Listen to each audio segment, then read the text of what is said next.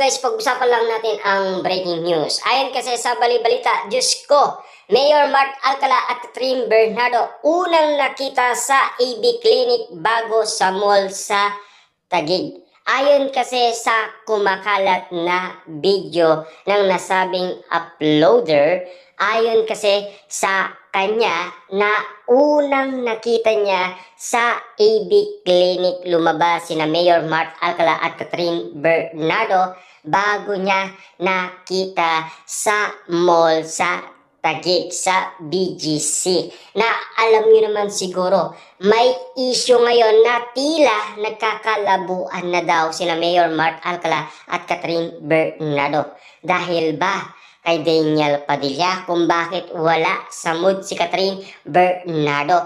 Na alam niyo naman siguro nagpo-promote si Catherine Bernardo ng nasabing bagong teleserye, kaso nga lang ayaw niyang pumunta. Ayon kasi sa balibalita, tila wala na sa mood at nag-iiba na ang attitude ni Catherine Bernardo. Dahil sa gusto na kasi ni Daniel Padillang magkaroon ng pamilya. At siyempre, alam niyo naman siguro, alam na ng tao kung sino ang bagong jowa ni Daniel Padilla, walang iba kundi si Kyla Estrada. Samantalang may inamin naman si Catherine Bernardo noong 2023 yung privacy namin at personal na space namin. Yun kasi ang sinasabi ni Catherine Bernardo kung bakit sila pansamantalang nagkaroon ng space ni Daniel Padilla sa isa't isa.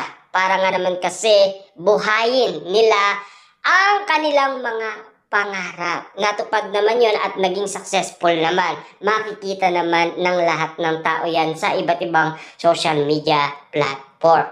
Pero ang tanong ng karamihan, kaya pala mukhang wala sa mood si Catherine Bernardo, nagkakalabuhan na daw ang dalawa. Nang dahil ba kay Daniel Padilla, dahil spotted si Daniel Padilla sa bagong teleserye ni Catherine Bernardo. Siya na kasi ang balitang pumupunta sa nasabing shooting ni Catherine Bernardo at hindi na daw si Mayor Mark Alcala. Nakakapagtaka, bakit ganun ang naging sitwasyon sa relasyon Mayor Mark Alcala at Catherine Bernardo? Samantalang kabago-bago lang ng kanilang relasyon ay tila nagkakalabuhan na. Dahil alam niyo naman siguro, mahal pa rin ni Catherine Bernardo si Daniel Padilla. Hindi niya mabura-bura si Daniel Padilla.